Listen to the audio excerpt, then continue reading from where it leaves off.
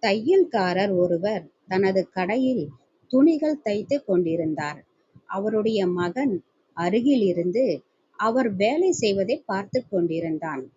தையல்காரர் ஒரு புது துணி எடுத்தார்.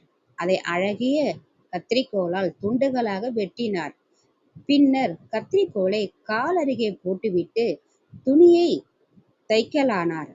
துணியை தைத்து முடிந்ததும் சிறிய ஊசியை எடுத்து தனது தலையில் இருந்த தொப்பியில் குத்தி பத்திரப்படுத்தினார்.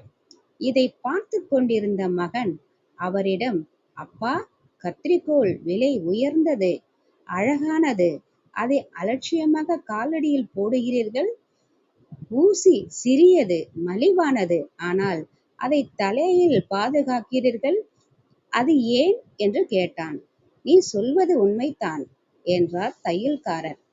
கத்தரிக்கோல் அழகாகவும் மதிப்புள்ளதாகவும் இருந்தாலும் அதன் செயல் வெட்டுவது, அதாவது பிரிப்பது. ஆனால் ஊசி சிறியதாகவும் மலிவானதாகவும் இருந்தாலும் அதன் செயல் சேர்ப்பது.